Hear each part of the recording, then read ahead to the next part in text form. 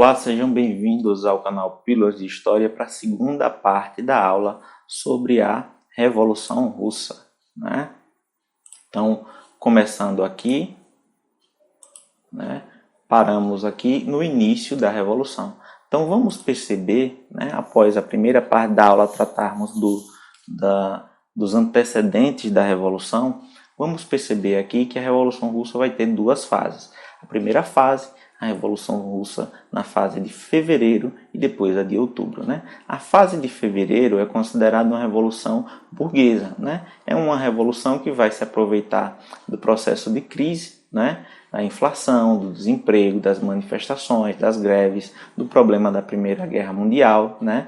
Que a população pedia para a revolução sair, para o governo sair da guerra, e o governo russo não saía do conflito, e vai levar, né, os operários, os populares, a ocuparem o palácio do imperador e a deposição do czar, né? É formado então um governo provisório, e nesse governo provisório, né, de maioria liberal, vamos assim dizer, de maioria um tanto quanto mais burguesa, né, ou das elites, né, porque muito de monarquia ainda vai ter. Quem é derrubado inicialmente é o czar, mas a parte da monarquia ela continua ali no poder, parte das elites, né? Então vamos ver uma dualidade de poderes, né? De um lado está o governo provisório formado por essa maioria um tanto quanto mais, vamos dizer, conservadora, que vai promover reformas importantes, né? Mas não ao gosto dos bolcheviques, né? Que, vamos assim dizer, temos o lado do chamado soviético. Então, parte do governo provisório é herdeiro da chamada Duma, né, que é o parlamento que vai ser criado em 1905. Né? E a população está lá dentro daqueles sovietes, né? É uma parte popular do governo. Bom, a Rússia então vai continuar na guerra e isso vai influenciar nas manifestações. As manifestações contra a guerra elas são fundamentais aí, né? E também por terra e por pão. Né? No governo de coalizão, ou esse governo provisório, né, que inicialmente vai ser chefiado pelo sucessor de Nicolau II, o príncipe Lvov, né, perdoem a pronúncia, né, vai ser um governo que vai ser constituído, como eu disse, pelos elementos da Duma, com a dualidade dos sovietes, né, querendo mudanças mais profundas. Né. Temos aí uma figura importante, que é do Alexandre Kerensky. O Alexandre Kerensky é um socialista, né, um ex-socialista, um socialista moderado, vamos assim dizer, que assumiu inicialmente as funções de representante, né, de ministro da Justiça. Ora,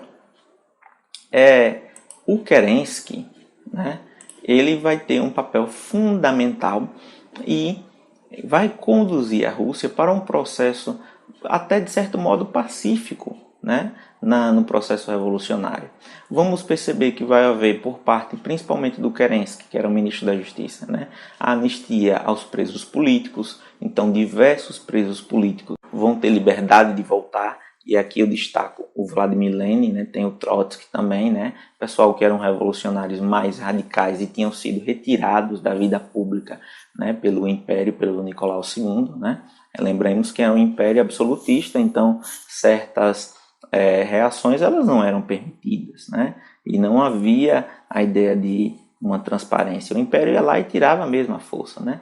Mas a Rússia permanece na Primeira Guerra, tá certo? Então isso é o principal.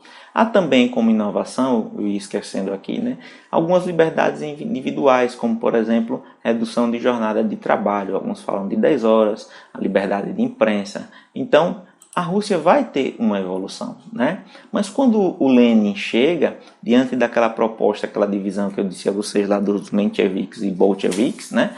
Então a Revolução de Fevereiro é uma revolução, aí vamos dizer que tem os mencheviques à frente, né? Lá pela parte dos sovietes. O Lenin traz aí as chamadas teses de Abril. As teses de Abril, que são descritas aqui, elas podem ser resumidas, né, nisso aqui, né?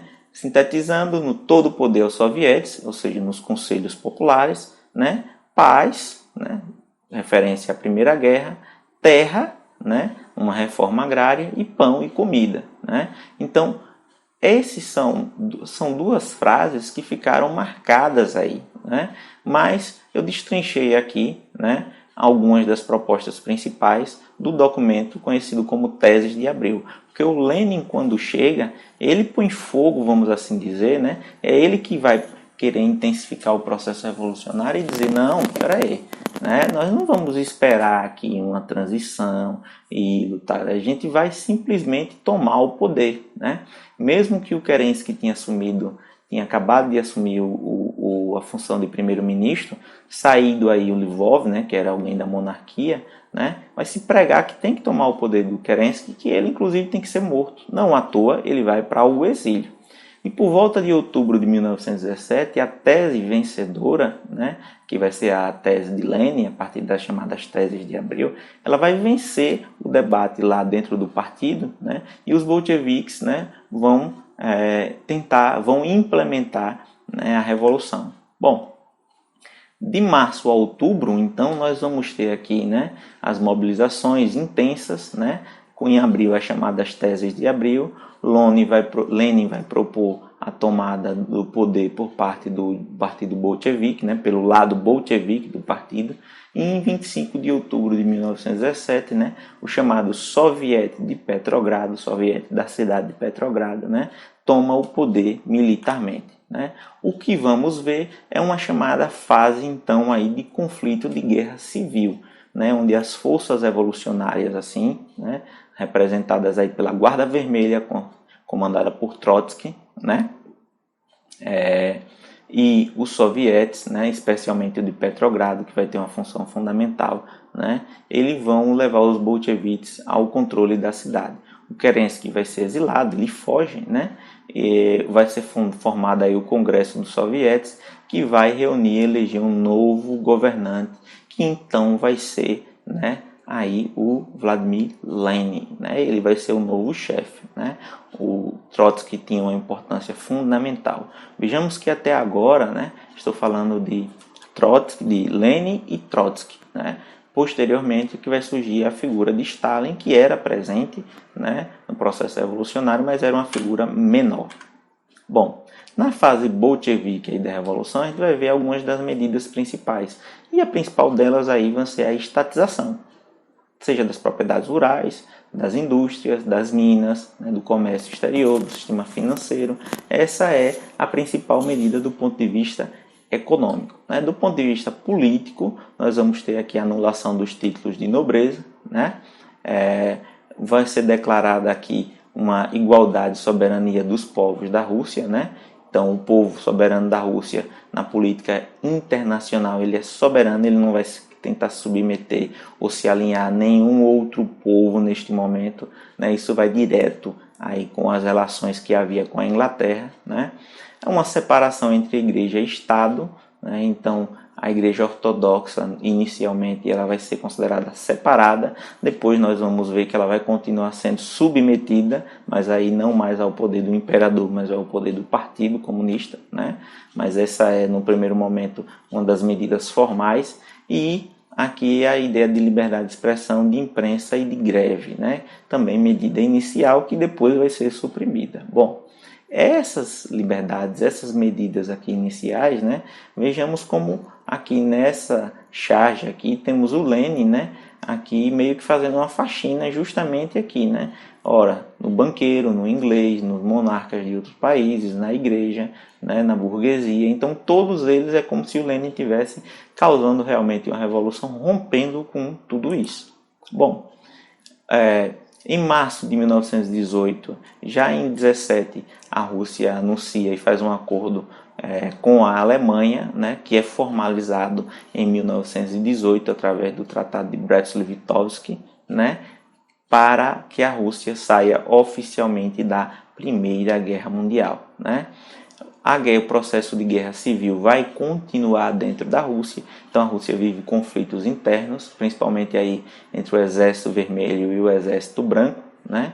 Que é uma reunião assim por parte de gente ainda da aristocracia, de gente da burguesia, de alguns militares do alto comando russo que perderam o poder, que vão buscar inclusive, né, apoio de outras nações, mesmo durante aí a Primeira Guerra Mundial, e após o fim da Primeira Guerra Mundial isso vai ocorrer até 1921, até que essa guerra civil acaba com o lado bolchevique, a revolução se consolidando, né? Esse é o período do chamado comunismo de guerra, né? Com as medidas severas, tá certo? E algumas medidas aqui totalmente abjetas, tá certo? Que são justificadas na lógica da revolução como chamado comunismo de guerra para salvar o Estado, para ter o controle absoluto, né? Então, é onde vai ocorrer a produção, o controle da produção, do consumo e o confisco da produção agrícola, né? Críticos vão estabelecer que Lenin, né, vai fazer isso, né, justificado no comunismo de guerra, mas na verdade ele vai perceber que a produção vai decair muito, e realmente a produção russa ela vai cair bastante, né? É justificado por um lado por causa da guerra, por outros pela falência e ineficiência do próprio sistema comunista do ponto de vista econômico, né? E é por isso que em 1921 vai ser adotada a chamada NEP, né? Nova Política Econômica, né? Ela, apesar de NPE, ela normalmente é designada como NEP, né?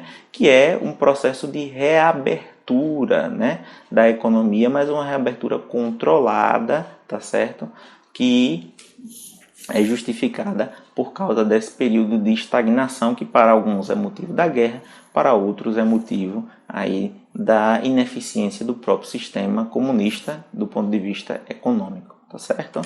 Bom, então temos aqui, né, de Lenin a Stalin. Eu fiz uma observação aqui, né, que em 1922 vamos ter a transformação da Rússia em União das Repúblicas Socialistas Soviéticas, né, comumente designada aqui pela sigla URSS.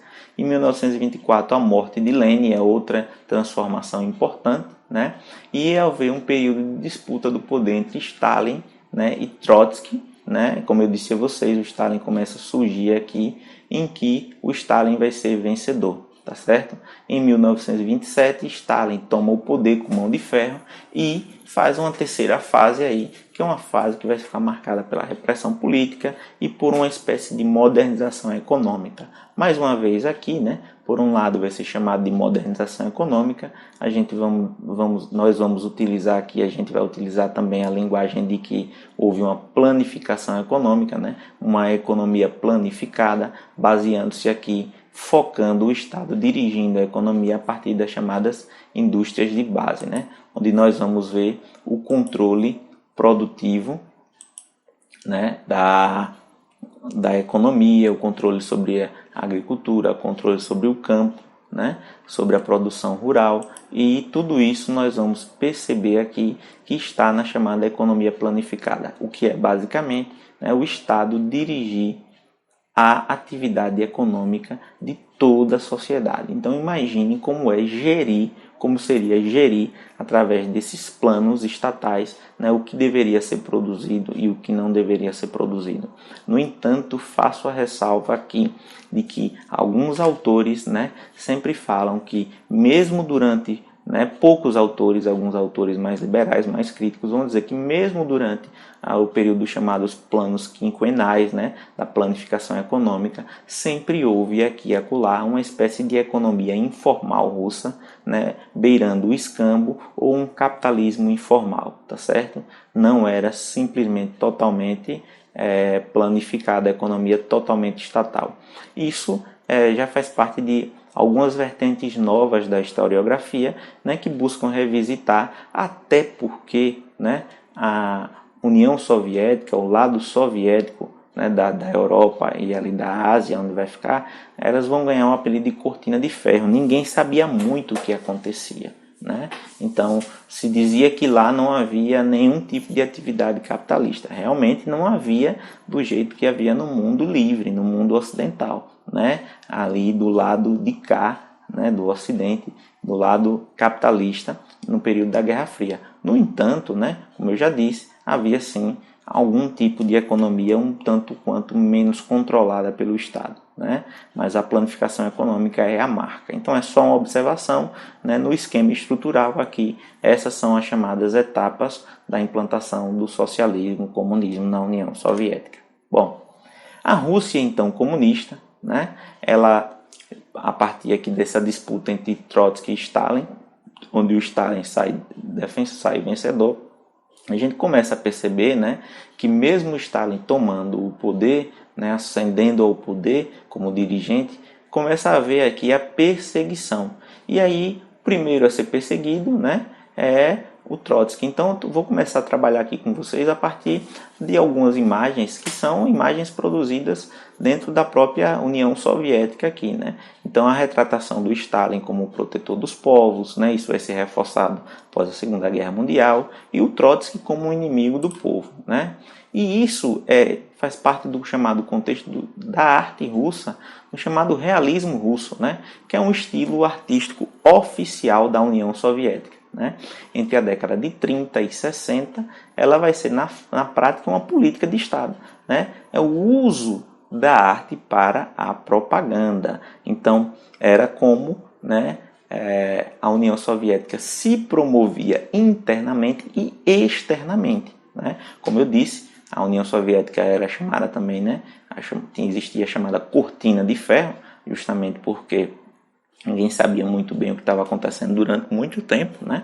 Inclusive os crimes eram ocultos. Então, para o Ocidente, a União Soviética era uma maravilha, né? Muito por causa da propaganda, né? E aqui eu vou começar a trabalhar com vocês alguns desses elementos. Por exemplo, essa foto famosa aqui, que é divulgada como as chamadas teses de abril, né? Quando Lenin chegou e começou a fazer divulgação aqui das suas teses, né? Então, temos algumas fotos aqui, ó. Nessa foto não há nada aqui nesse espaço, né? Nessa foto está o Stalin aqui, então seria a tentativa de mostrar que ele sempre esteve ao lado ali do Lenin, né? Uma figura que é uma forma de promover a figura do Stalin ao lado de Lenin, né? Então, pinturas que valorizavam o trabalho, né? Aqui um estilo do chamado realismo russo, em outro país aqui, a Polônia, né? Que acabou sendo integrada, fazendo parte aí, né? Então, esse cartaz aqui mostrando a industrialização, né? Mesmas características, né? A mulher, então, a União Soviética se preocupava muito com esse papel de fazer a mulher como um elemento da sociedade, né? Para podê-la, por exemplo, conquistar, né, a mulher para que elas pudessem assumir, por exemplo, o trabalho fabril na Segunda Guerra Mundial, na luta contra o fascismo, ou a mulher como soldado. Então, essa propaganda também, né, ela era muito direcionada às classes, né? Então, uma espécie de valorização. Ó, a mulher aqui tem liberdade, né? A mulher aqui, quando na verdade não havia liberdade para praticamente ninguém, não é? Mas havia essa propaganda aqui, né? Outro exemplo, né, eu diria aqui de um artigo de jornal, e vamos perceber aqui, né, como se fala tanto de fake news, né, como essa fotografia original, né, o Stalin cercado aqui de 4 companheiros, ele aparece aos poucos aqui em um outro momento, somente com um, e depois ele sozinho, né, os retoques aqui na fotografia. Eram as edições das imagens que fazia, porque era a forma de desabilitar, né, ou de apagar da memória, né, esses cidadãos aqui, que no primeiro momento eles estavam ao lado, né, do Stalin, lá na ascendência ao poder, mas por discordâncias eles desapareciam, né? Eles eram assassinados, eles fugiam. Então havia uma máquina de propaganda muito forte do autoritarismo, né? Tanto que esse período vai ficar conhecido como stalinismo, né? O stalinismo, ele era uma máquina de opressão típica aí do regime comunista soviético, né, a União Soviética, o qual, né, massacrava os oponentes e desabilitava a memória. Então, quando se fala hoje de história, de memória, né, ou a gente trabalha o conceito de fonte histórica, né, como essas fontes históricas elas eram deturpadas, né, como a fábrica de propaganda elas caluniavam, elas mentiam. Então, essa história de que existe sempre uma fonte oficial, confiável, né? Uma espécie de ministério da verdade. Então, isso é presente, né? Aí na história soviética. É importante que a gente aprenda de que não existe, né, o dono da verdade, né? A verdade ela aparece a partir do confronto. Então, quando alguém desabilita o outro, hoje fala-se muito de cultura do cancelamento, quando alguém desabilita o outro, né, desabilitam uma fonte, ela tem que ser combatida com base em verdade, né? E muitas vezes o que a gente fala de fake news simplesmente são opiniões diferentes. Realismo russo, né?